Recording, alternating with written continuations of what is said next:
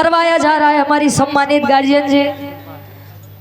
और बिरहा जगत में हम लगभग 3 साल 4 साल से, ठीक बात 3 साल।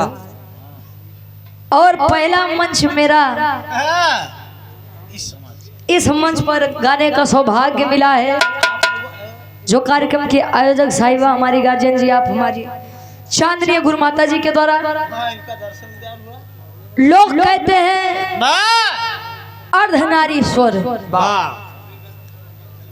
अर्धनारीश्वर लोग कहते हैं। तो लोगों में जो पुराने ख्यालात के लोग होते हैं उनमें बड़ी बेइज्जती लोग महसूस करते हैं कि अरे यार देखिए, मेरी बातों को बुरा मत मानिएगा आप लोग, लेकिन जमाने की सच्चाई है।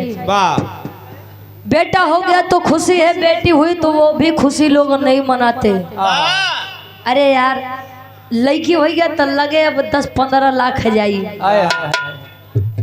जब बेटियों के होने पर भी लोग आधे से ज्यादा नहीं खुश रहते, तो आप लोग सोचिए जिनके घर पर अर्धनारीश्वर का जन्म हुआ तो वो कहाँ से खुश है।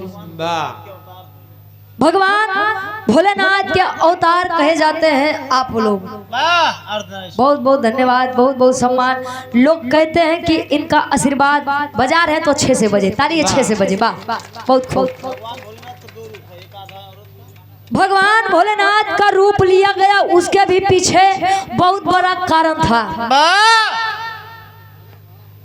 जब ब्रह्मा विष्णु महेश यानी ब्रह्मा जी, विष्णु जी और शंकर जी अवतरित हुए, उनका जन्म हुआ, तब ये हुआ कि देखिए बिना महिलाओं के ये सृष्टि की रचना आगे नहीं बढ़ सकती। सृष्टि की रचना आगे नहीं बढ़ सकती। तो शंकर जी का जाप किया गया। शंकर जी की शादी पहले हुई थी किनके साथ? सती जी के साथ। सती जी जब अपने पिताजी के उस निमंत्रण में गई थी हवन कुंड में, अपने पति के अपमान के कारण खुद को न्यौछावर की थी। चले हिमाचल में गुरुजी शिव की शक्ति से पार्वती जी का जन्म हुआ, और शिव जी और पार्वती जी के बीच में इतना प्रेम था, इतना अटूट प्रेम था। वहीं से एक नया अवतार हुआ अर्धनारीश्वर का, और लोग उन्हें तिरस्कारित भावना से देखते हैं। तो हमारे जान लो बात, अब तो हम भाई नीडर राजेश गुरु जी, ये ना नहीं कंफ्यूजन में रही थे इनके चक्कर में, बने छोड़ बिगड़ी नहीं। क्या बात नहीं साहब, भगवान भोलेनाथ के विषय में चर्चा हो। 5 मिनट के बाद आप लोग बड़े बेसब्री से इंतजार कर रहे हैं हमारे विजयलाल गुरु जी का। आनंद लीजिएगा। उनके भी द्वारा कहीं संचालक महोदय बड़ा देरिया से लगा है कि लेट हो रहा है, लेट हो रहा है। तो ठीक बात, 5 मिनट आओ गुरु जी, तनी सा उठाई के दा।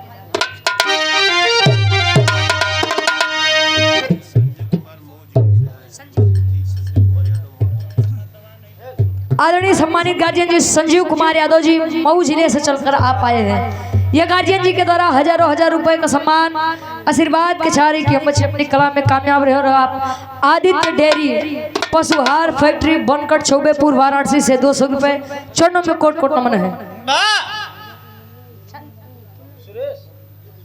आदरणीय सम्मानित गार्जियन जी आप बबली किन्नर जी, और हमारे गार्जियन जी आप सुरेश जौनपुरी जी, जो कि बिरहा जगत के बड़े अच्छे कलाकार हैं। गार्जियन जी के द्वारा 500 रुपये, और बबली किन्नर जी जौनपुर की 500 जमी से आशीर्वाद के चारे के हम बच्चे अपनी कला में कामयाब रहे। आज बड़ा पावन दिन बा, बड़ा ऐतिहासिक दिन बा। देवों के देव महादेव जी, जो लोग कहते हैं काशी बनारस भगवान भोलेनाथ के त्रिशूल पर टिका हुआ है। तो आइए थोड़ा भाव भजन, वैसे यार लोग भाव भजन बड़ा कम में सुनते, लेकिन बड़ा सजद बा कैलाश पर बस कैसे।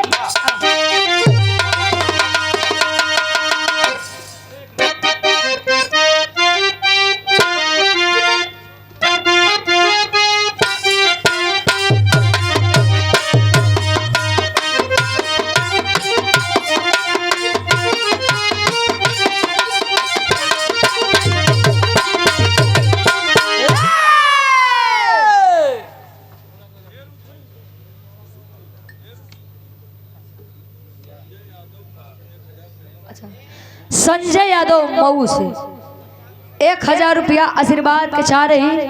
और आप सम्मानित पूज्य हमारी गार्जियन जी पुनः आप कार्यक्रम की आयोजक साहिबा हमारी गुरु माता जी आदरणीय आप चांदनी गुरु माता जी के द्वारा पुनः हमारी गार्जियन जी के द्वारा ये हजारों हजार रुपए का सम्मान चरणों में कोट कोट नमन है। एक स्वर में सबके नमस्ते प्रणाम स्वीकार हो। गुरु जी बड़ा लहाई के गावत है। कैसे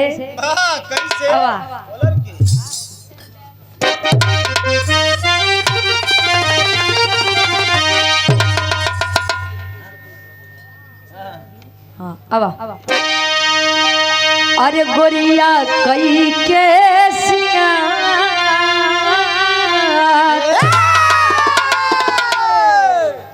गोरिया कई के शिकार आंगने में पिसली हो नदिया गोरिया कई के शिकार आंगने में पिसली हो नदिया गोरिया कई के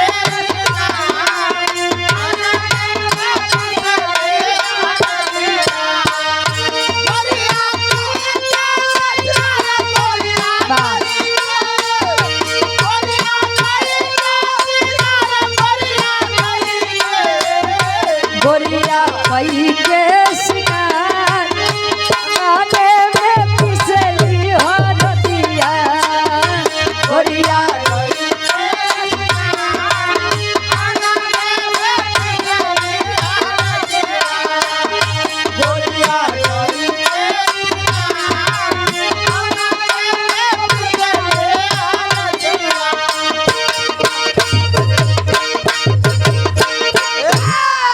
और आप सम्मानित गार्जियन जी आदरणीय आप चांदनी गुरु माता जी के आप शिष्य हैं आप आशीष भाई हमारे गार्जियन जी के द्वारा 1100 रुपए का सम्मान आशीर्वाद के छारे की हम बच्चे अपनी कला में कामयाब रहे। तैयार हो बारात गुरु जी कैलाश पर्वत पे और जब कैलाश पर्वत पे बारात सजत बा अतले हुआ के नजारा का बा दृश्य का बा इसे आज बड़े प्यार से आप लोग महाशिवरात्रि के पर्व मनावत है। भंडारा भी रहे 5 बजे से बड़े हर्षोल्लास के साथ तो उ तैयारी चलत बा। कैसे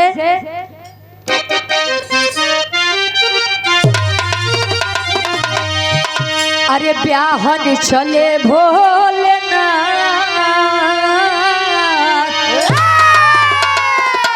ब्याहन चले भोलेनाथ बाजेला हिमालय पे बजनवा ब्याहन चले भोलेनाथ बाजेला हिमालय पे बजनवा ब्याहन चले भोलेनाथ बाजेला हिमालय पे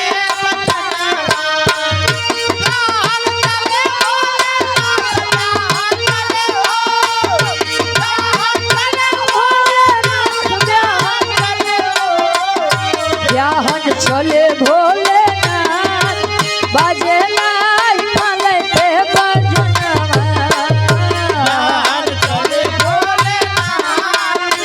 बाजेला हिमालय पे बजनवा ब्याहन चले भोलेनाथ बाजेला हिमालय पे बजनवा।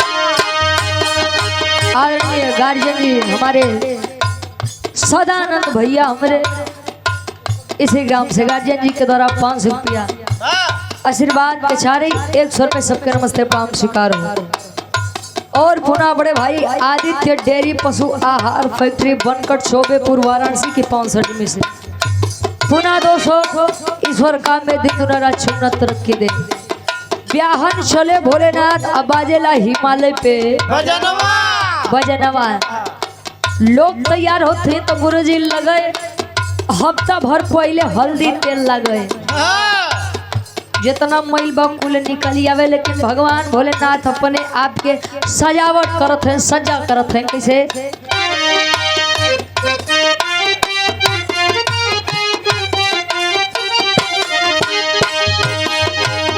भले मुंड मलाहार सप फूफ करेला भले मुंडा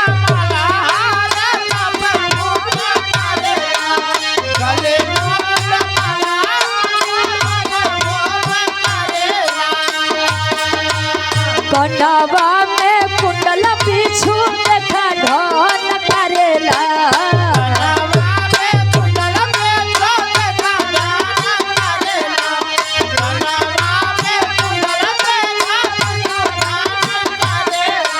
आदरणीय गार्जियन जी संदीप यादव जी हमारे गार्जियन जी के द्वारा 500 रुपया आशीर्वाद के सारे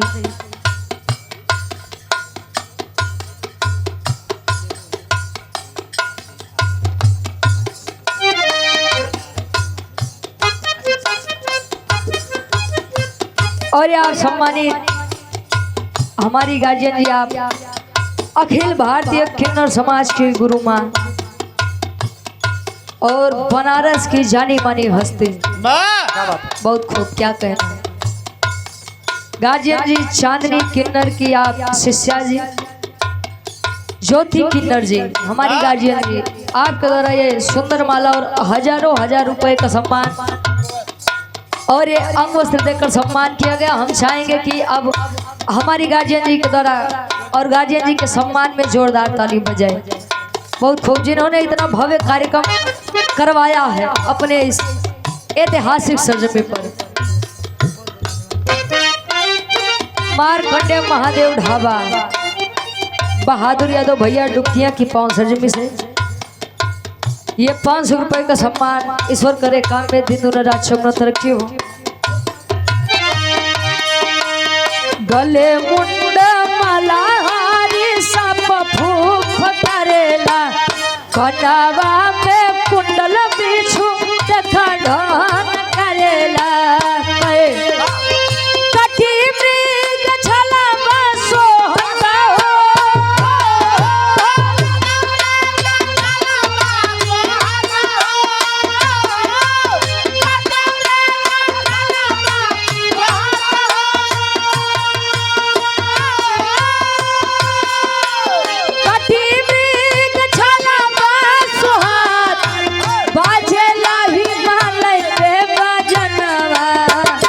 ब्याह चले भोलेनाथ बाजेला ही माले जे बजना ब्याह चले भोलेनाथ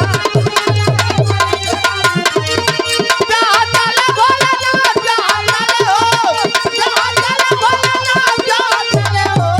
ब्याह चले भोलेनाथ बाजेला ही माले जे बजना ब्याह चले भोलेनाथ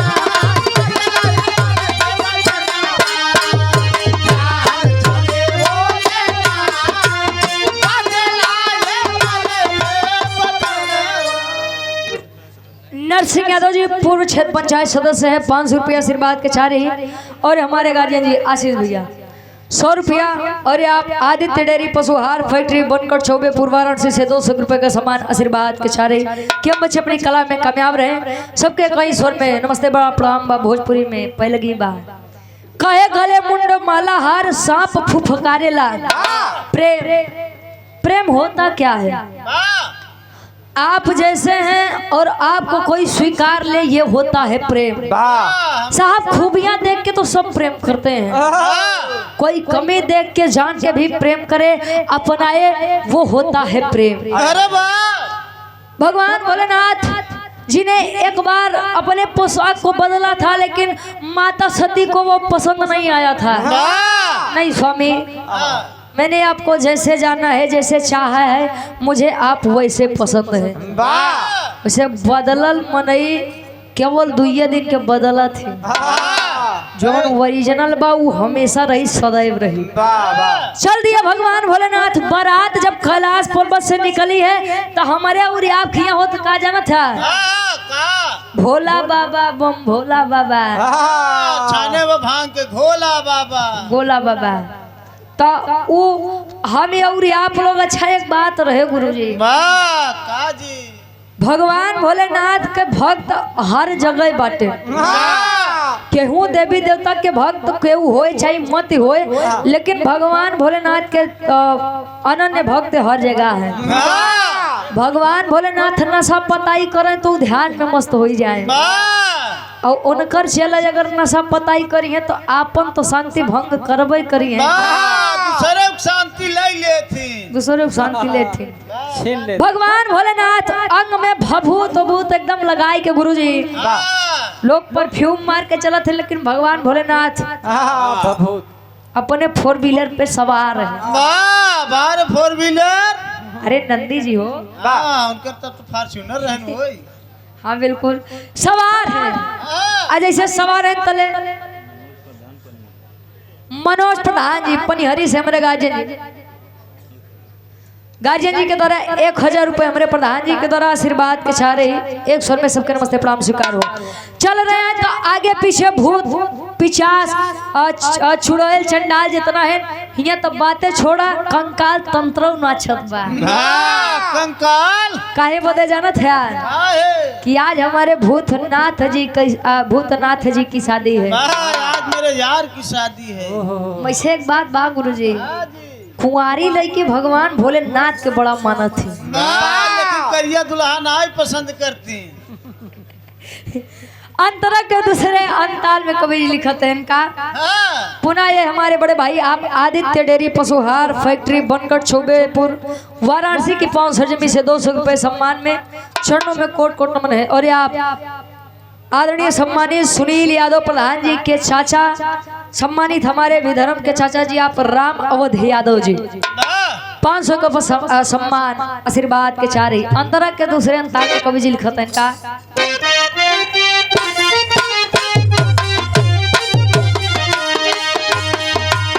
अंग में भाभुताया वातुता भूत साथ में, अंग में भाभुताया वातुता भूत साथ में, अंग में भाभुताया वातुता भूत साथ में। नाचत डाइनिया तो चलो ले बारात में,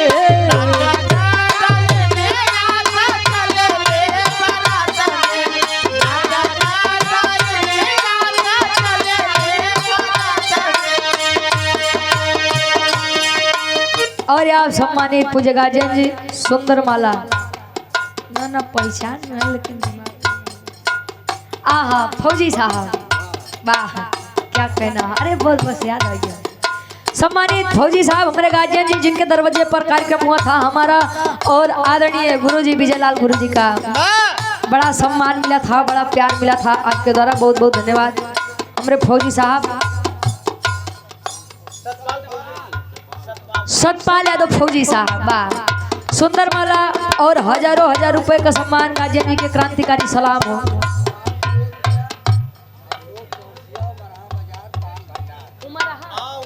उमरहा बाजार से पान भंडार हमारे गार्जियन जी अशोक चौरसिया जी 500 रुपया ऐसे भैया चूना लगावत रहा ना वो पूछ के। अरे पाने में यार हाँ आशीर्वाद के चारी की उम्र अपनी कला में कामयाब रहे कहे।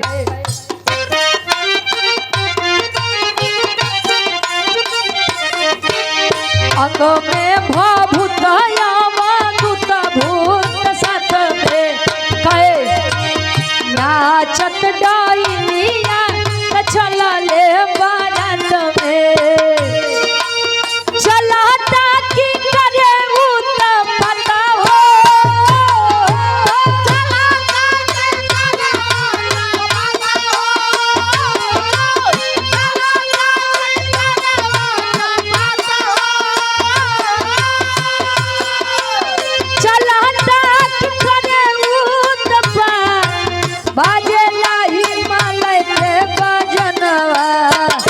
ब्याह चले भोलेनाथ बजेला ही माले ब्याह चले भोलेनाथ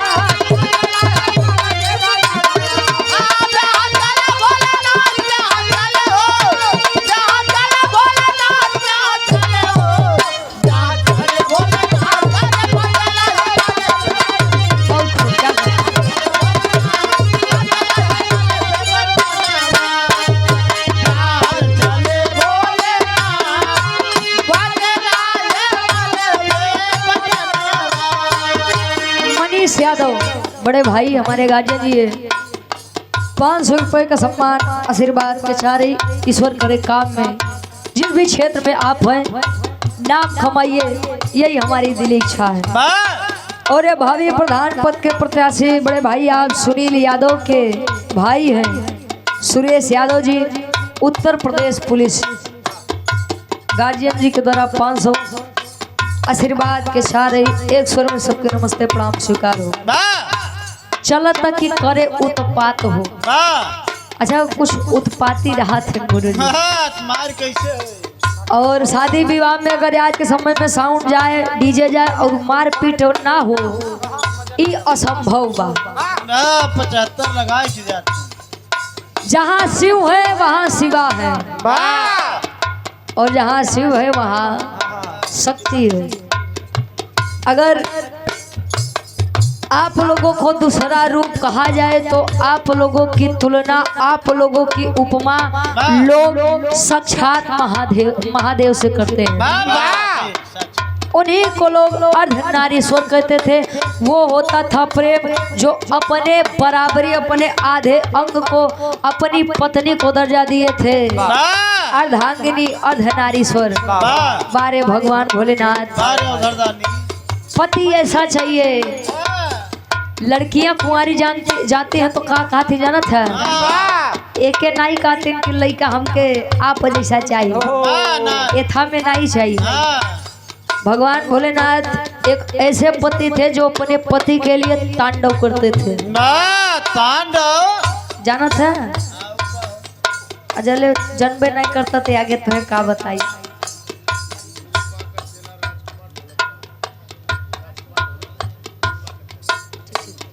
और सम्मानित हमारी बनारस की आन बान शान आदरणीय हमारी गुरु माता जी देखिए अगर बोलने में कोई त्रुटि हो कैसे हमें ठीक भाई मंच के माध्यम से नहीं लेकिन नीचे आए के बाद अपन व्यथा हमें आप लोगों से बता।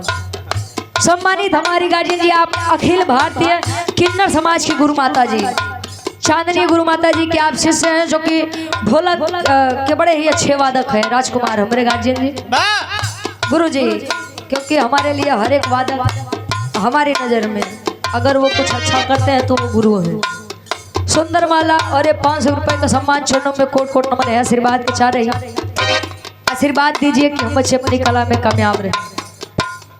आखिरी भाव कैसे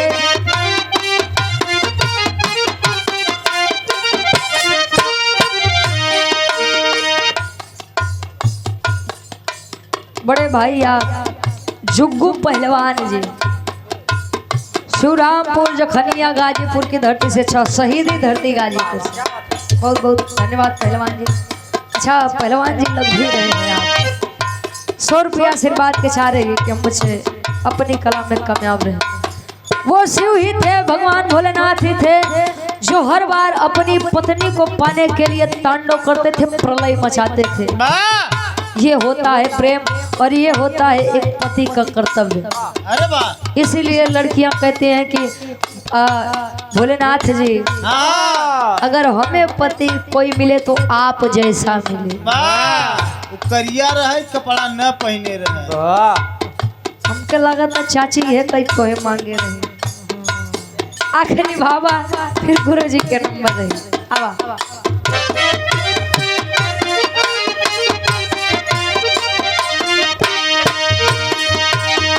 हर सीता होले देव देखी के गगनवा होले देव देखी के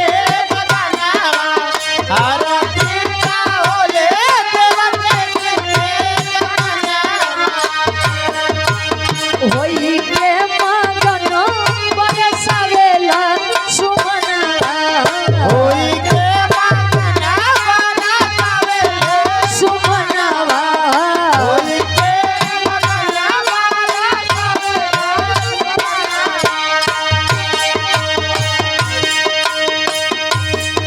आदित्य डेयरी पशुहार फैक्ट्री बनकर चौबेपुर वाराणसी से पुनः 200 रुपए का सम्मान बहुत बहुत धन्यवाद है। आशीर्वाद के सारे हर सीता होले देवा देख के गगनवा होई के मगन बरसावेला सुमनवा रुचि वरना नाही जत हो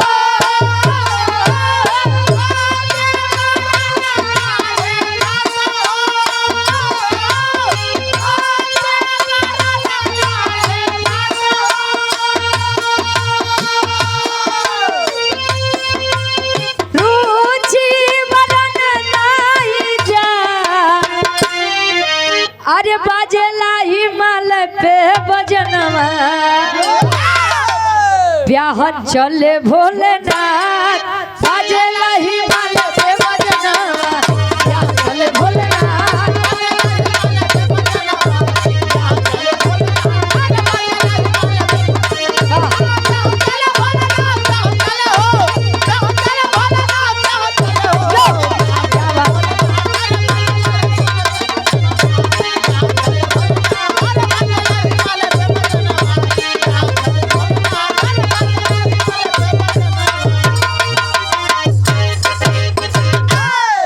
हमारे गार्जियन जी रामदयाल यादव जी, हमारे गार्जियन जी डुबकियां की पावन सजमी से पूजे गार्जियन जी के द्वारा ये 200 रुपए का सम्मान चरणों में कोट कोट नमन है। और आप वीरेंद्र यादव जी हमारे गार्जियन जी के द्वारा ये 200 रुपए का सम्मान चरणों में कोट कोट नमन है कि हम अपनी कला में कामयाब रहे। अच्छा, सराय मोहना में भेंट भरे। अच्छा अच्छा, बहुत बहुत धन्यवाद भैया, क्या बात है।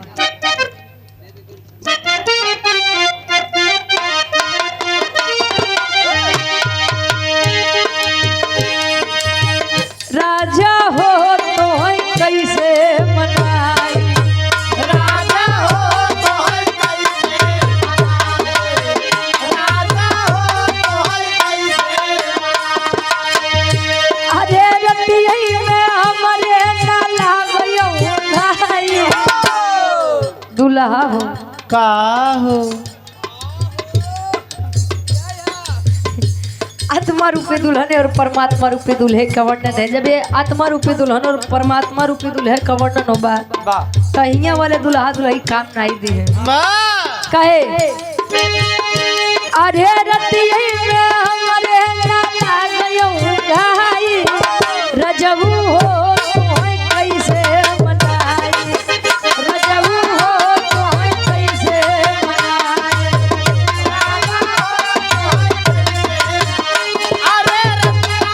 हमारे ना लागयो भाई रतिया में हमारे राजा हो तो कैसे मनाई। दुल्हा हो तो कैसे मुआई, मुआई नहीं मनाई हो ना ना, गुरु जी बिना माने मानत थे। बिना मनाए मान जाते। हाँ हाँ हाँ भाई, देखो तो मुस्कुराते हैं तो कहाँ से मना। 5G टावर एनी टाइम। वाह क्या बात है। अच्छा ठीक बा, अच्छी बात भाई। हमारे भैया के फरमाइश बा भला जे कर पिराए। अच्छा एक हो जाए तब।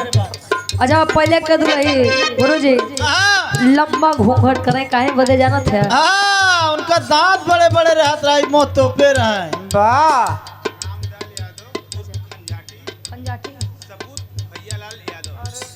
रामदयाल उर्फ खंजाटी खंजाठी हमारे गार्जियन जी भैया सुपुत्र भैया लाल यादव जी डुबकियां की पावन सजे में से 100 रुपया आशीर्वाद की सारी आओ दुलाई कहे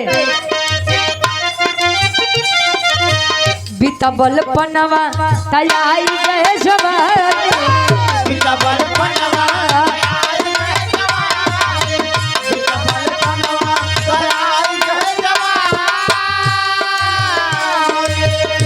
अरे रही रही के सजिया पे आवयंगड़ाई, अरे रही रही के सजिया पे आवयंगड़ाई रजऊ हो तो कैसे मनाई, रजऊ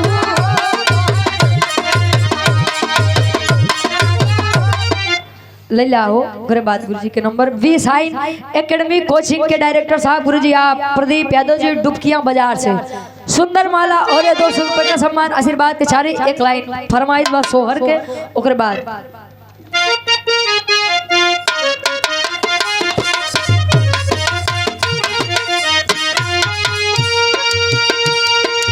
दुल्ही बतावे भला जे कर भला जे कर पिराई हो जान दूसर केहू का जान भला जे कर पिराई हो जान का जान भला जे कर पिराई हो जान नहीं फटी बेवाई आऊ का जाने पीर पर आए जे करे ऊपर बीतत हुआ ही जानत का आई रे माई दुल्ही बतावे सासू न जाने न नदियो न जाने सासू न जाने न जाने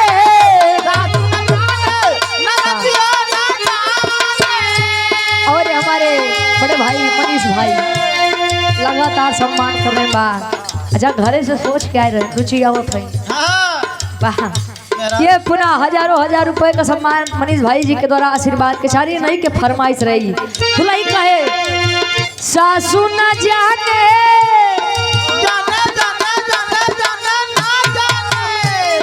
आई न नदियो न जाने आई माई रे कहे जे करे ऊपरा जे करे ऊपरा भी कहे भाई जाने दूसरे के जे करे ऊपरा भी कहे भाई जाने दूसरे के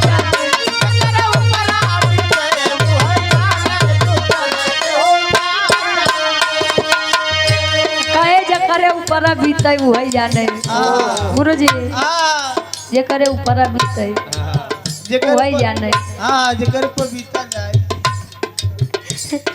आखिरी भाव बा गुरुजी के बड़ा दीवाना लगत है भाई बा इससे ज्यादा इनके मेहरारू दीवाना है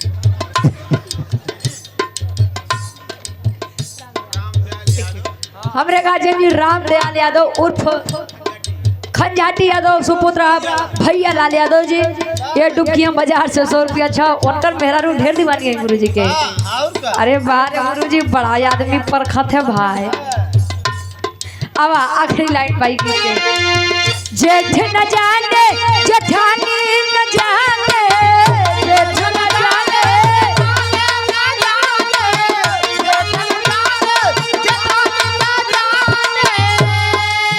जेठ न जाने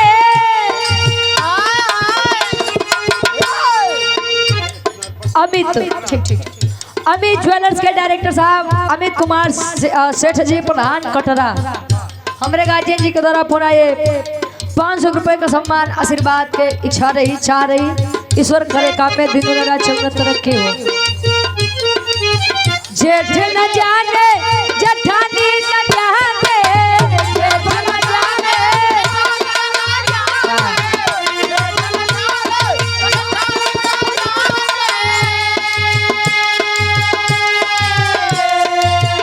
जेठ न जाने आई जेठानी न जाने जे करे ऊपरा बीते उहई जाने दूसरे केहू का जाने जे करे ऊपरा बीते उहई जाने दूसरे केहू